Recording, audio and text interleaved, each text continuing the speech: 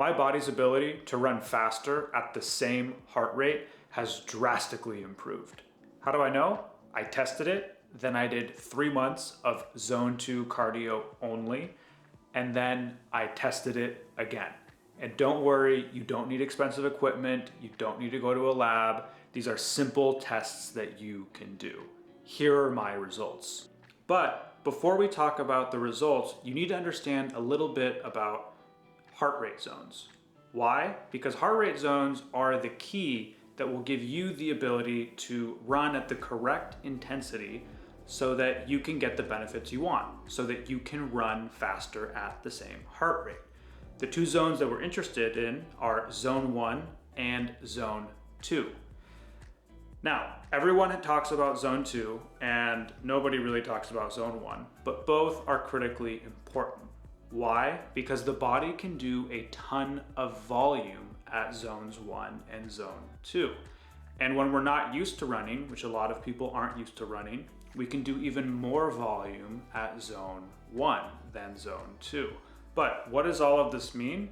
How do you measure it? Now, to define our zones, we typically do this by defining our aerobic threshold.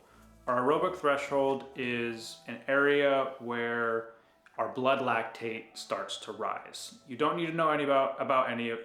You don't need to go to a lab, and you don't need to use one of these little guys as a field test, even though if you're into it, you can get it. They're awesome. All you really need to know is your max heart rate, which you can go out to a track, do a max heart rate test, or you can estimate it with 220 minus your age. It tends to be pretty accurate. And then you can multiply your max heart rate by about 70%, and that's going to be, for the most part, your aerobic threshold. Figure out where your aerobic threshold is and where zone 1 and zone 2 are for you. If you don't want to go through the process of blood lactate levels and lab testing, all you need to know is max heart rate times 70%, it equals aerobic threshold. And then from minus 10 is zone 1, and then plus 10 is zone 2. That's all you need to know. Super easy to use. But, for example, if my aerobic threshold is 135 beats per minute, then my zone 1 would be 125 beats per minute to 135 beats per minute. And then zone 2 would be 135 beats per minute to 145 beats per minute. It's important to know how to use them, because if you use them incorrectly, you can hamper your progress and not make progress as quickly. So how do you use zone 1 and zone 2 practically in your training? Well, the way that you should think about it is that you should try to accumulate as much training as you can in zone 1 and only dip into zone 2 maybe once a week. Why? The reason for this mostly is to avoid injury. And something that you'll notice too, especially when you first start out, is that zone 1, for example, for me, 125 beats per minute to 135 beats per minute was extremely difficult to get into. I had to run 11:30, sometimes 11:45, sometimes even 12-minute miles to stay under that aerobic threshold cap, that zone 1 cap of 135.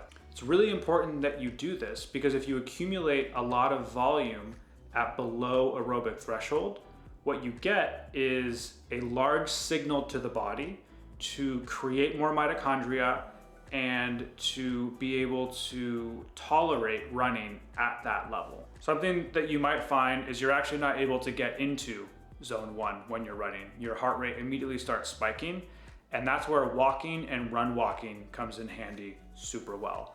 I used walking and run walking a lot. I was injured and I was also trying to get better at my zone 1 work.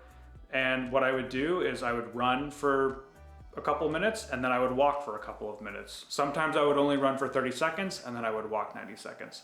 You can mix and match, do whatever's good for you.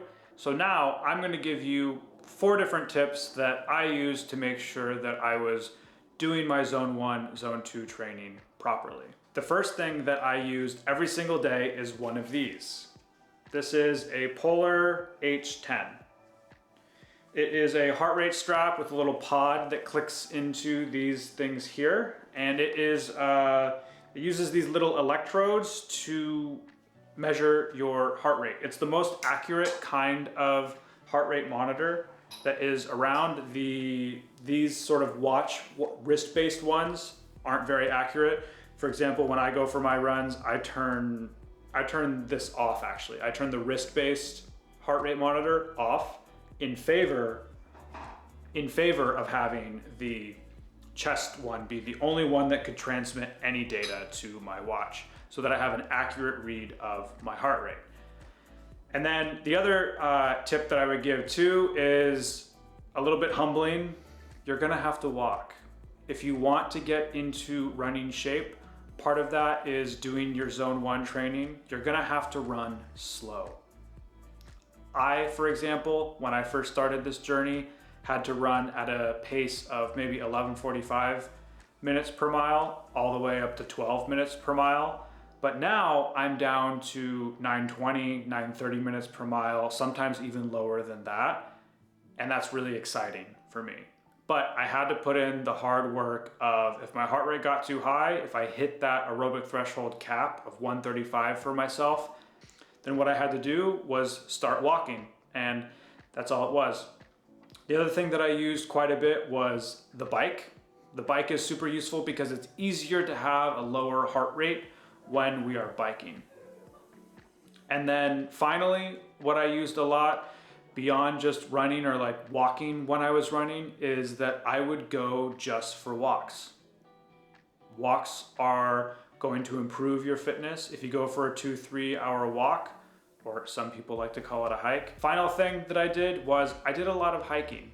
Hiking gets your heart rate higher, but it doesn't get it so high the way that running does. So you end up being in this perfect zone 1 arena where you're not going to get over a heart rate of 135. Some of the results that I saw were pretty incredible to me. As I mentioned earlier, I started at a pace of about 11:40 minutes per mile in this aerobic threshold pace. And now that is down to about 9 minutes per mile, which is pretty crazy to me after just 3 months of dedicating myself to this training. My resting heart rate actually went from about 53, 54 to now it sits at about 42 or 43 beats per minute. And then my HRV is something, my heart rate variability, which is a signal of your body's ability to recover and respond to stress, was always chronically low. It was usually about 20 to 22, maybe 25 on a really good night.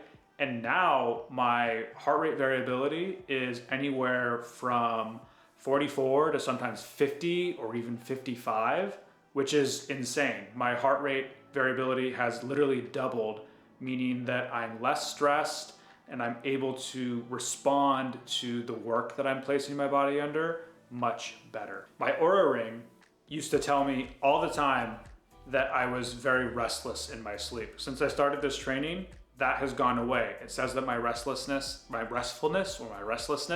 is good in my sleep, which is crazy for me because I've had an Oura Ring for 5 years. I've exercised a lot in that time, and I was never told that once from my Oura Ring. But now that I'm training properly with the zone 1, zone 2, it's working really well. I'm a completely different runner than I was before. I came from being injured to now I'm able to run pain-free.